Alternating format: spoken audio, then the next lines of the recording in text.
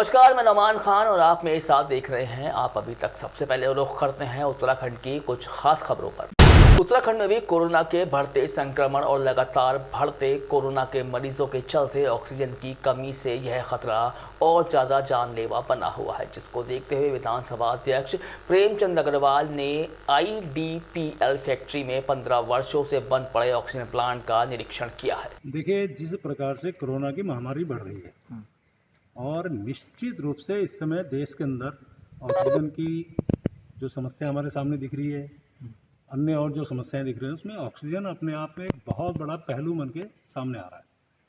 और मेरे इस विधानसभा क्षेत्र का एक बहुत बड़ा जो IDPL है, उसके अंदर मैं खड़ा हूँ। यहाँ इस ऑक्सीजन प्लांट में खड़ा हूँ। कभी यहाँ 15 साल पहले ऑक्सीजन बनती थी और आज मैं इसको देखने इसलिए आया कि क्या हम इसको चला सकते हैं। ऑक्सीजन जिस प्रकार से हाहाकार ऑक्सीजन के लोग कर रहे हैं या होने की स्थिति लग रही है, तो यहाँ हमारे जो GM मिस्टर अग्रहरि हैं, इनसे मैं चर्चा कर रहा था कि क्या हम इस प्लांट को चला सकते हैं। तो इनके द्वारा जो बताया गया कि ये पुरानी मशीनरी है, मैकेनिक इनके पास नहीं है और 15 साल पहले चली थी, यानी कि उसके बाद नहीं चली। तो हमारा ये मानना है कि अभी वो स्थिति, इसको स्टार्ट करने के लिए भी हमें सोचना पड़ेगा।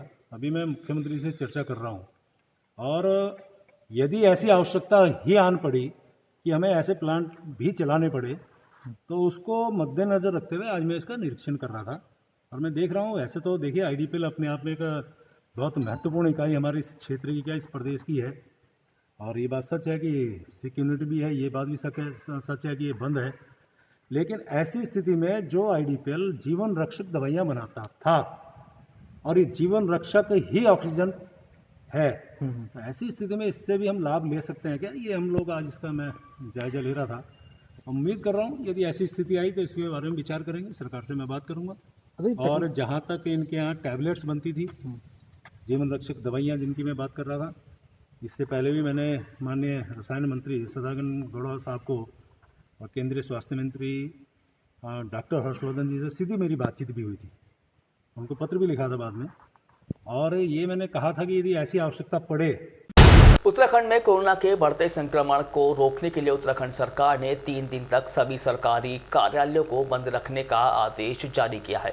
23, 24 और 25 अप्रैल तक सभी कार्यालय बंद रहेंगे। तीनों दिन तक सभी कार्यालयों को सैनिटाइज कराया जाएगा। हरिद्वार में सभी कार्यालयों को सैनिटाइज कराने का काम शुरू हो गया है। हरिद्वार रुड़की विकास प्राधिकरण कार्यालय को भी पूरी तरह से सैनिटाइज करा दिया गया है। आप जानते हैं कि कोविड की जो बढ़ती रफ्तार को देखते हुए राज्य सरकार ने फैसला लिया है कि 23, 24 और 25 तारीख को राज्य सरकार के जो कार्यालय हैं, जहां मतलब आवश्यक सेवाओं को जोड़ते हुए वहां पे सैनिटाइजेशन का कार्य जो है किया जाना है। उसी क्रम में आप देख रहे हैं HRDA में जो है ये सैनिटाइजेशन का काम चल रहा है और गवर्नमेंट चाहती है कि हमारे जितने भी कर्मचारी हैं या राज्य के जितने भी बाशिंदे हैं वो सब सुरक्षित रहें और इसीलिए ये सब किया जा रहा है।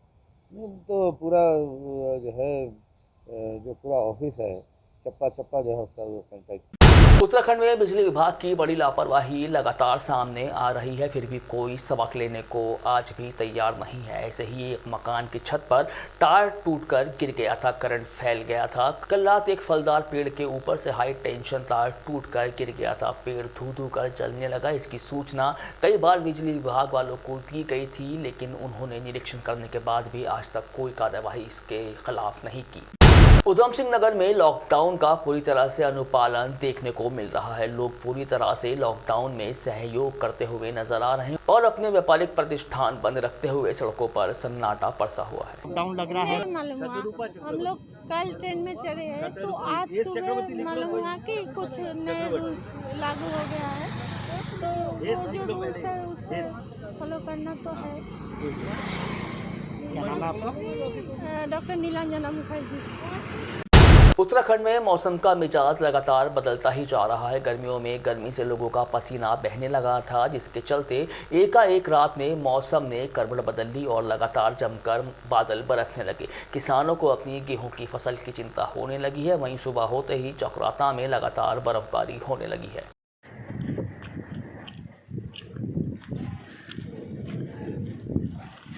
उत्तराखंड में फिलहाल इतना ही। कल फिर मुलाकात होगी कुछ ताज़ा समाचारों के साथ। तब तक के लिए मुझे इजाज़त दीजिए। नमस्कार।